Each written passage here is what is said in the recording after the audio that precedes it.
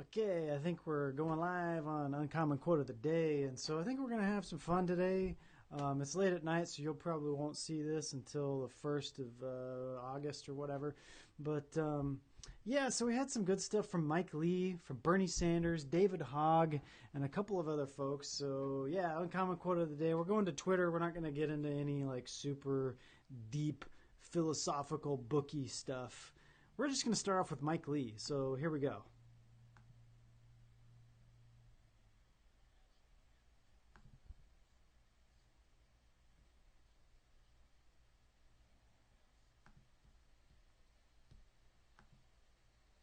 Here it is.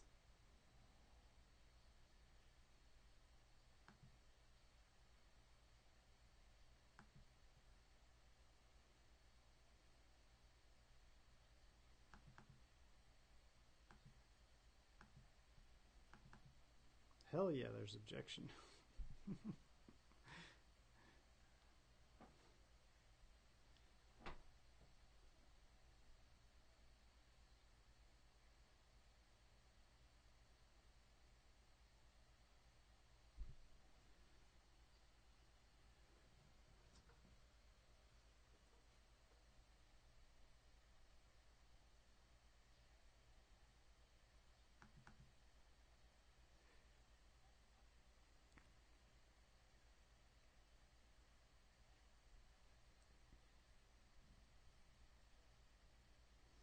So we want to talk about that. So that's going all over Twitter right now. And so for those of you who don't know, what he's talking about is the Senate proposed this piece of legislation. Now I got to where I need to be. Okay, so the Senate proposed a piece of legislation that, let's get back to me real quick. They proposed a piece of legislation that would have essentially banned these 3D printed guns. So there was a Supreme Court case that came out recently that essentially said there was a guy that had a 3D printer that was coming up with little designs of 3D printed guns, and he was just putting them out there on his, I think on his social media or on his website and different places, and he was making 3D printed guns. And these were not, I don't think they were registered firearms. I'm pretty sure they didn't even have serial numbers and all that kind of thing. And he went to the Supreme Court, or at least it was one of the appellate courts, but he won, essentially. And it was found that it was a violation of his First Amendment right to take away his ability to disseminate designs for 3D printed guns. It's a First Amendment right, right? Because, so I'm going to go ahead and hit some of the quotes from Bernie Sanders, David Hogg, and some of the other folks. And then I want to like get into like the little nitty at the end of the video. If you're still with me, we'll get into the nitty gritty as to why you do have a right to 3D print guns. And we'll talk a little bit about that and the constitutional amendment stuff. But first, let's get into the fun stuff, Bernie Sanders and David Hogg and all these guys.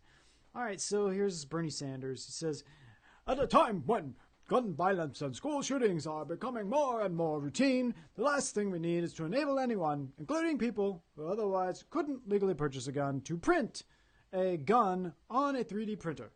Okay, so that's Bernie Sanders. Yeah, so good stuff. Oh, yeah, so it's funny, too, because what's her name? Nancy Pelosi. She posts this thing that says that let's see if I've got it. I don't think I have it here, but it was funny. Okay, so Nancy Pelosi posts this thing where she says that 1 in 5, that the people who got tax cuts are going to be sorely disappointed because 1 in 5 of us are not going to get tax refunds next year in 2018, tax year. And so then Bernie Sanders comes back and does this thing where he laments this 3D printer thing. And I say, you know what, Bernie Sanders, I think what I'm going to do is take my tax refund from 2018 and maybe I'll buy you a 3D printer, as a late Christmas gift. What do you think about that? So I just thought that was kind of goofy. But, yeah, that's just kind of my stupid sense of humor. My wife almost laughed. That's how great of a joke it was. Okay, so this is ridiculous. This is David the Pig. This is ridiculous. Senate Republicans just blocked a bill that would... I can't even do a David the Pig voice. How does he sound? I know he's always serious. He's always got this on his face. He's never happy. This is ridiculous. Senator Republicans blocked a bill that would save countless American lives. Yes, countless, because you can't count them because it won't save lives.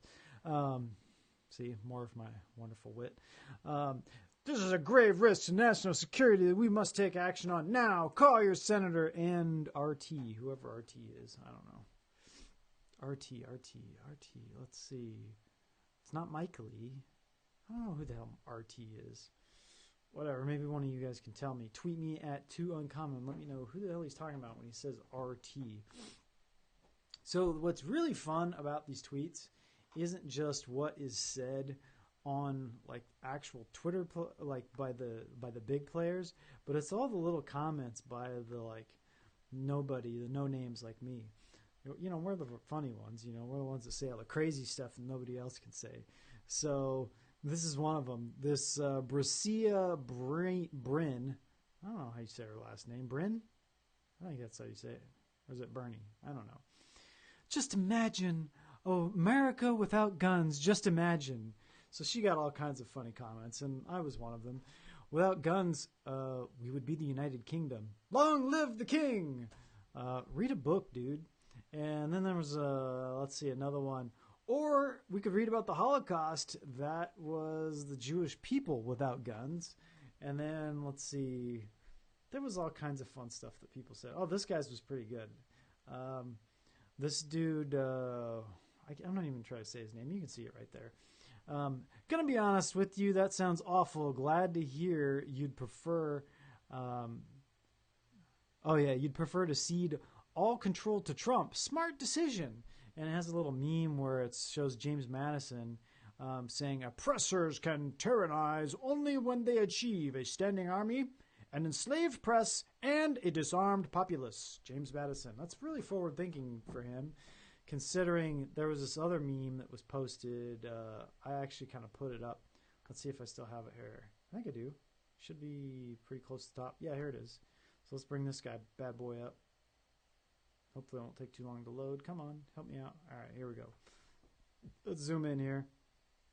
It's basically got like the four dudes that are the biggest gun control advocates in the 1900s, you know, in the past 100 years or so.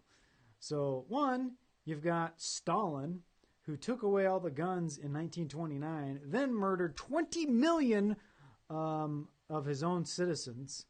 Then you had, who is this, Mao? No, that's Pot. So Pol Pot took away from his citizens in 1956, then murdered 2 million of his own citizens once they were defenseless. Of course, there's Hitler, took away guns from his citizens in 1938, then murdered 13 million of them once they were defenseless. Of course, I don't think Hitler necessarily murdered 13 million of his own people. I know he murdered something like 3 or 4 million Jews, and then he started a war that probably caused the death of 13 million of his people. But, I just, want to be fair to Hitler. Wouldn't want Hitler to get a bad rap, without due course. Anyway, so then we got Mao Zedong, ding dang dong, took away guns from his citizens in 1935, then murdered 20 million of them once defenseless. He actually did murder them pretty directly. A lot of them starved because his program sucked, but he did actually kill a ton of people as he was trying to take away their land and give it back to the people. He was going to give the land to the people. So first he had to take it from the people so that he could give it to the people. That's kind of how that works. And then, there was this other guy. So let's pull this one up. If I can, pull it up. Apparently I don't know how to operate Twitter. The Twitter machine, as Bill O'Reilly would call it. Oh, there it is. It finally popped up. I don't know what it did different. Just double-clicked. Bill Nelson. I think he's a representative in the House of Representatives, Democrat, I'm sure. It says, violent crime and terrorists should not be able to open up their computer and download instructions on how to make an undetectable and untraceable gun using a 3D printer tomorrow. That's set to become a reality, and I've filed legislation to stop it. So I wrote in response, you mean you proposed a constitutional amendment, right? So, of course, he didn't propose a constitutional amendment, which is exactly what you would need. And this is actually a good segue into the rest of what I want to talk about. I'm going to leave this up for a second because I want to like kind of bounce off of some of this stuff. Okay, so violent criminals and terrorists shouldn't be able to open up their computers and download instructions on how to make an undetectable, untraceable gun using the 3D printers. So we became a nation, the United States became a nation by taking guns and pointing it at the authorities and fighting for and winning our independence from Great Britain, right? We went to King George. We tried to sue for peace. We tried to say, hey, we want to have representation in the parliament. Hey, we don't want all these taxes. Mainly, we just wanted representation. That was the big rub. We wanted representation, and if they would have given it to us, then our ancestors would have been okay with the taxes part, but they didn't want to give us the representation, so we weren't okay with it, right? Okay, so what happened was Great Britain, they literally put troops on our shores, and the first thing that they did that kicked off the Revolutionary War was they put the troops, they grabbed guns from one of our major armories. It was like a colonial armory, right, for one of the states. And so they just started grabbing those guns. And once they grabbed those guns, our founding fathers knew that they meant business, and that if we didn't start fighting right away, then we would never be able to sue for peace in the future. Because, okay, let's back up a second, because I want to make a really important point. Gun control and the right to keep and bear arms is not about hunting. Gun control and the right to keep and bear arms is not about even self-defense. It's not about me protecting my family from a criminal if they decide to break in at night, or if I'm out with my wife and I'm carrying my gun, which I generally carry it whenever I'm out. I've got a permit to carry, which I shouldn't have to get. I mean, I should just be able to carry around a pocket constitution. That should be my permit to carry, but I got a permit to carry. I've paid $700+ for the right to keep and bear arms. That's not for my gun. That's for paperwork that gives me the right, because I'm in California, and it's ridiculous the amount of money they charge you. Every time I move from one county to another, I have to refile my permit. And I've moved a few times in the last 4 or 5 years. And so every time I do that, I have to freaking start and do a brand new permit to carry. And it's bullshit. It's totally unconstitutional. I do it anyway, but it's not right. It's unconstitutional. And it's like a poll tax on people that want to protect their families. Okay, so, but the point I wanted to make with the whole us rebelling against the British, rebelling against the, to get our independence, was our right to keep and bear arms is not designed to just protect us from criminals. It's designed to protect us from tyranny. Okay, the kind of tyranny that you saw, that meme that I put up, that talked about the tens of millions of people. There have been literally about 100 million people killed by tyrants in the last 100 years or so. Okay, 100 million people dead. Okay, now it's definitely a tragedy when 24 people get shot in a school, and it's definitely a tragedy when somebody puts a bump stock or a belt tied around their arm and they do a bump stock style kind of quasi jigger-rigged machine gun and shoot a bunch of people in Las Vegas. That's horrible. When a couple of 100 people got shot, that was really bad. But it's nothing compared, and I don't mean to say nothing lightly. It pales in comparison to the 100 million or so people that have been killed by governments in the past 100 years. That's not a long time ago, 100 years. If you think that couldn't happen again in Germany again, they've taken away guns again. Most of Europe, they've taken away guns, and they take away and they regulate very strongly guns in Japan, in China, in Russia today. There's a very large potentiality for a majority to tyrannize over a minority. Germany is a great example, actually, today. If you've seen the videos of Antifa, there's all these videos, and I've covered them, Antifa is supposedly an anti-fascist organization, but really they're a pro-communist organization. They have been since their inception back during right before World War II. That's what they started out as, an anti-fascist organization, but they were really pro-communist, right? They were communists trying to protect themselves from the brown shirt fascists. So they created their own black shirt communists, and it's violence against violence. And so today, you've got these Antifa guys, and they go around and they beat people up. Anyone who's pro-immigration in Germany gets beat up. And even in France and a couple of other countries, I think we've seen Antifa in the United Kingdom and other places. And they're a bunch of thugs, and they go around with clubs and with knives and with all kinds of, these kinds of brawl-type weapons. And it's like gangs in New York. If you ever seen that Gangs in New York, they have this scene where there's like these 3 or 4 or 5 gangs in New York City that come right into, I think it's Times Square, and they all come together and they fight and clash with clubs and knives and all kinds of stuff, and they just rampage each other. That's kind of the way Antifa is, except there's nobody really to oppose them. The cops aren't even opposing them, and the cops supposedly have guns, but they just let Antifa do their thing for the most part.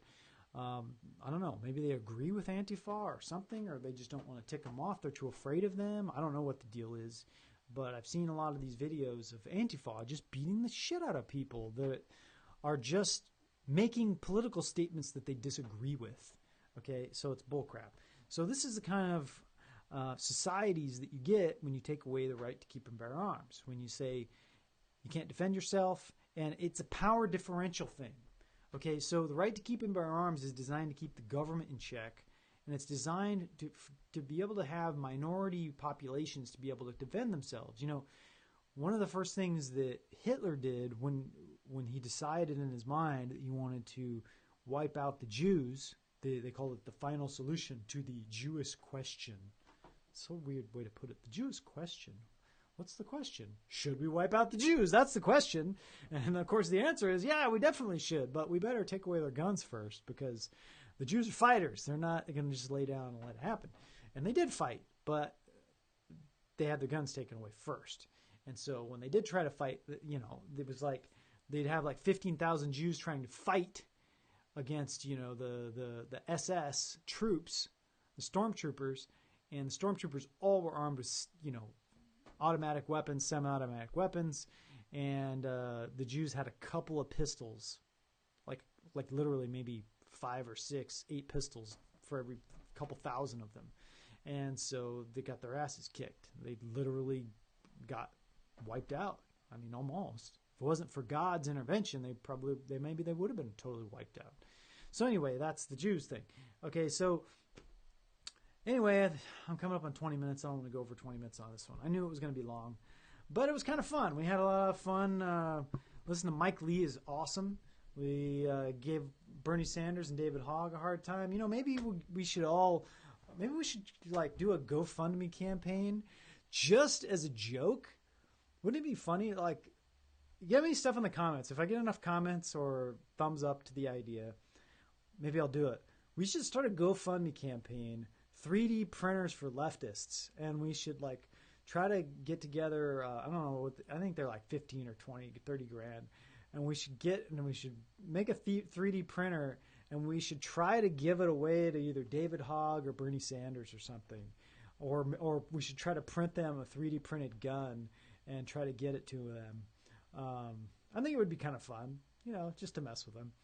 So this has been Too Uncommon on Twitter, Uncommon Quote of the Day, Uncommon Sense USA, whatever the hell you want to call me. This is Mike Conn, and I'll talk to you next time. We'll have some more quotes maybe tomorrow or the next day or, whenever I feel like it. Take it easy.